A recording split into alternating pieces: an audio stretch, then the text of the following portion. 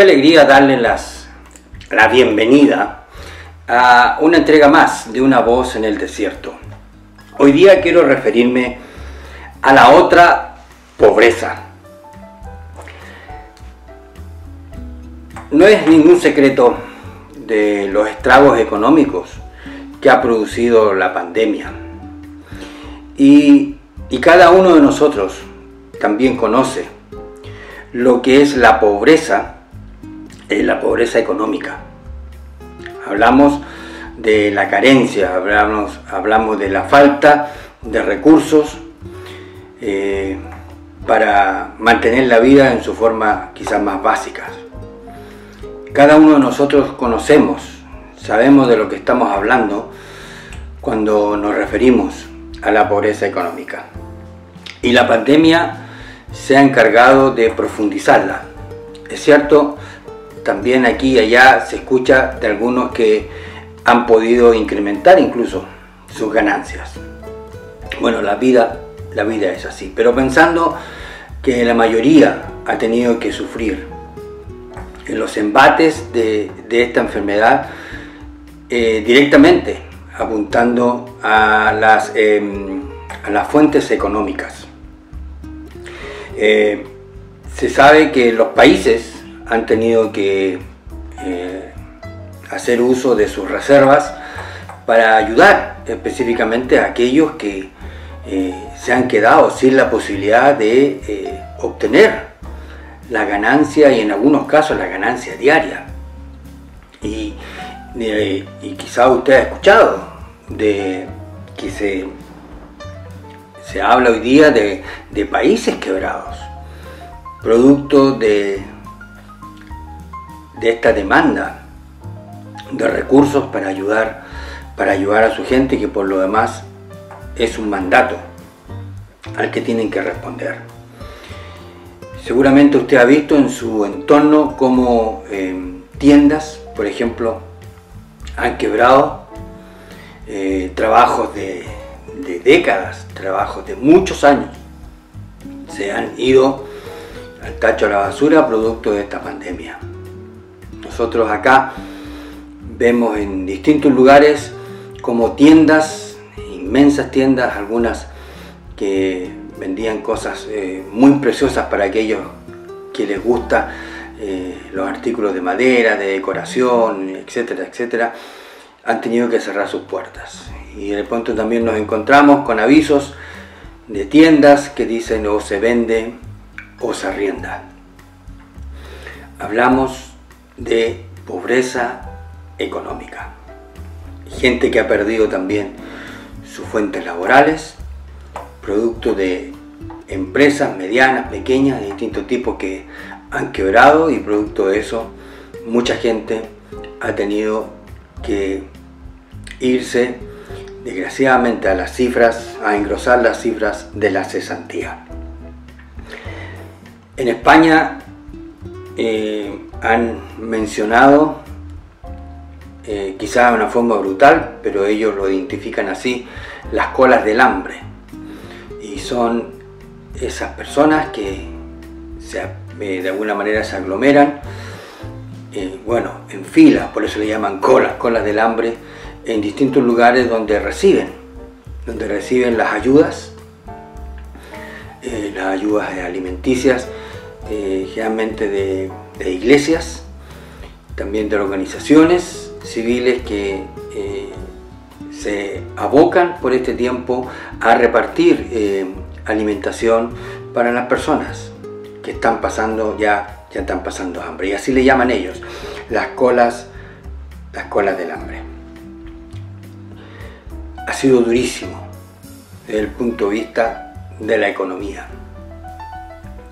personal y también nacional. Eso es algo que no se puede dejar de reconocer.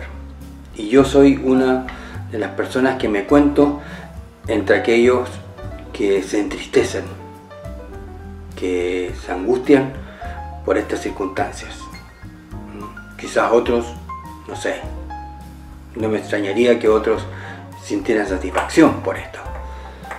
Pero desde mi punto de vista, lo que a mí me pasa cuando veo esas tiendas cerradas, cuando veo esas colas del hambre, cuando veo esas penurias económicas, solo puedo sentir pena y sentir misericordia. Esa es la pobreza económica que todos sabemos identificar, que todos sabemos reconocer y que perfectamente no tenemos problema a la hora de definirla. Ahora, Jesús, en el Sermón de la Montaña, la primera bienaventuranza que él lanzó fue: bienaventurados los pobres en espíritu. Yo sé que a lo mejor usted ha escuchado que muchos identifican esa bienaventuranza con la pobreza económica, y es un error, porque Jesús no está hablando de la pobreza económica. Aquí está hablando de la pobreza espiritual. ¿Qué es esa pobreza? ¿A qué se está refiriendo el Señor cuando habla que feliz es aquel pobre en espíritu? Bueno, la pobreza, como ya dijimos, la pobreza económica la conocemos. Y podemos entonces hacer una traslación hacia lo espiritual acá, y podemos decir entonces que la pobreza que Jesús está hablando acá es la pobreza o la miseria moral o la bancarrota espiritual. A esa se está refiriendo el Señor específicamente, a la bancarrota espiritual. Por eso yo lo llamo la otra pobreza. ¿Qué es esta bancarrota espiritual? Quiero usar un ejemplo para acercarme a la explicación de esto. Seguramente usted ha visto disciplinas, pueden ser disciplinas artísticas o disciplinas deportivas, que usted al mirarlas simplemente dice: yo eso jamás lo podría hacer. Yo voy a usar un ejemplo personal para ilustrar esto. Por ejemplo, yo no podría jamás sentarme detrás de un piano y entregar un concierto de horas con la partitura completamente en mi cabeza, sin ninguna ayuda, y sentarme y pulsar el piano y entregar una obra clásica.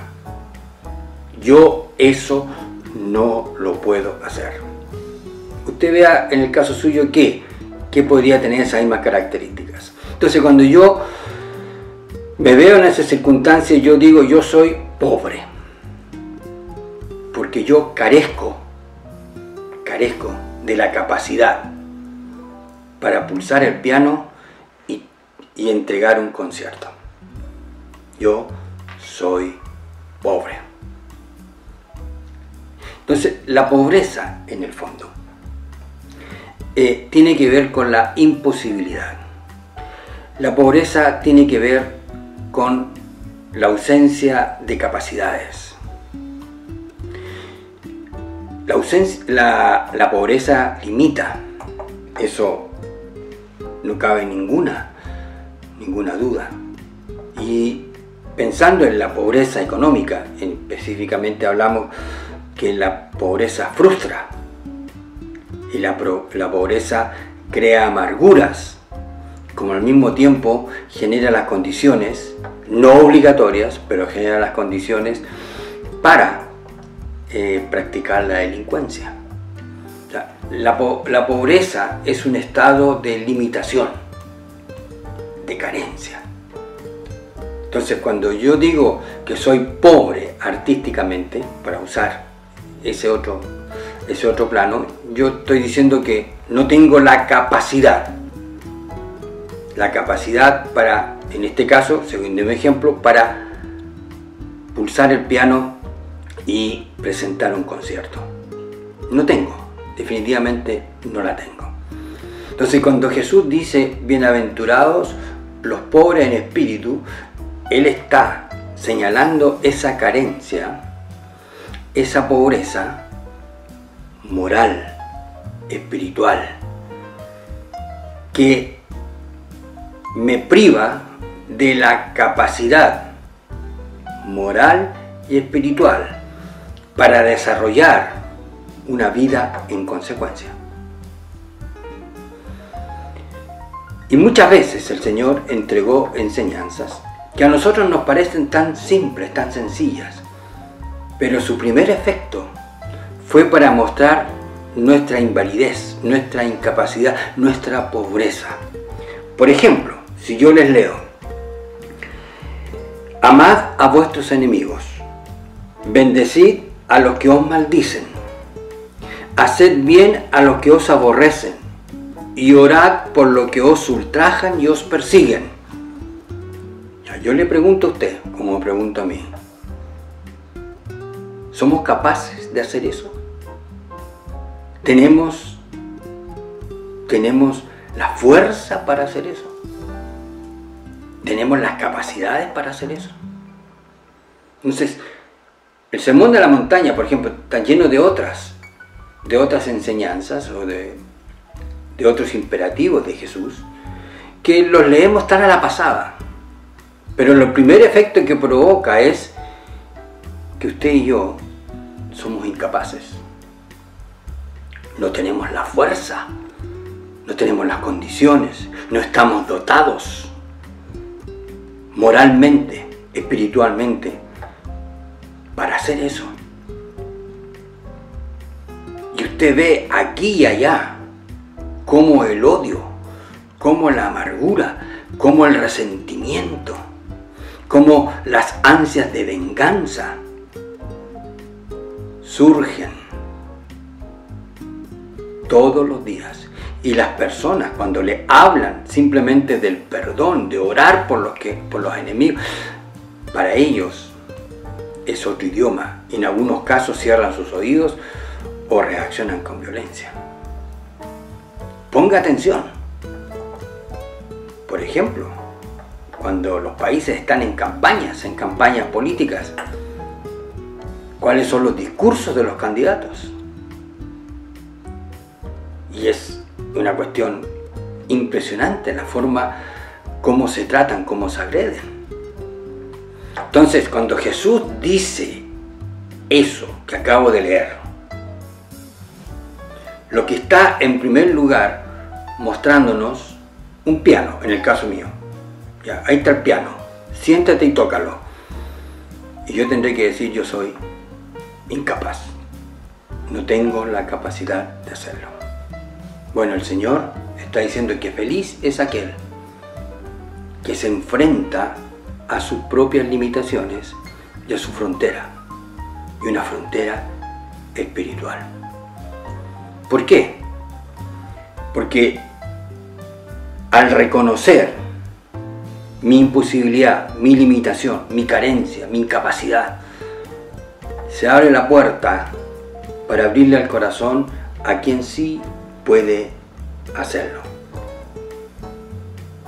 Cuando yo veo estas demandas de Cristo, son tremendas, tremendamente exigentes, que no son como hacer sonar los dedos y va a resultar. Es tremendamente exigente lo que el Señor plantea. Entonces, cuando yo me encuentro con eso, yo digo: aquí no estamos hablando de cosas banales, esto no es simple. Entonces, el camino que sigue es reconocer mi incapacidad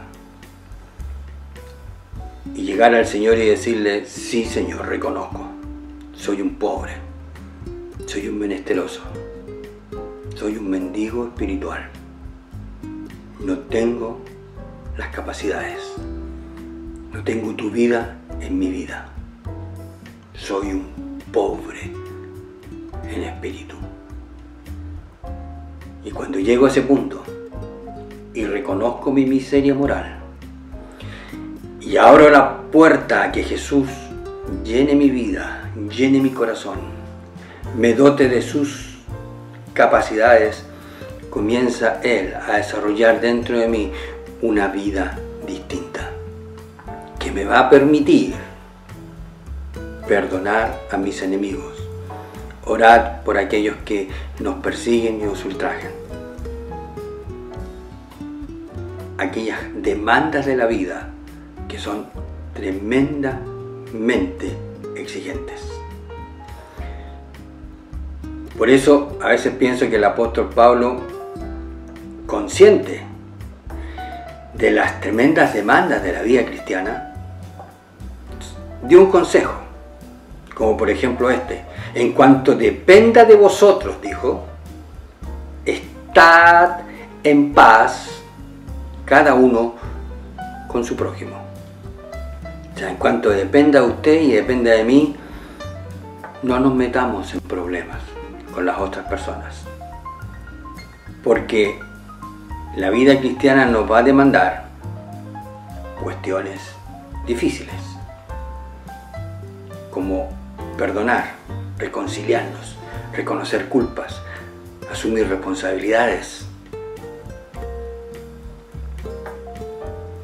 El Señor dijo: felices los pobres en espíritu, aquellos parias morales, felices cuando reconocen y cuando miran de frente sus carencias y se ponen, quizá usando una metáfora, en las colas del hambre, a buscar ayuda, a pedirle al Señor que llene nuestra alma, que llene nuestro corazón de su vida, de su espíritu, para desarrollar virtudes que jamás nos habríamos imaginado. Muchas gracias por su tiempo. Si usted quiere, aquí abajo puede buscar mi mail para comunicarse directamente conmigo, poner un comentario, quizás una pregunta, y si es su deseo también, acá abajo está el link donde lo va a llevar directamente a la tienda de Amazon, donde podrá adquirir mi primer libro titulado Maravillosamente Escondido. Y será hasta una próxima oportunidad.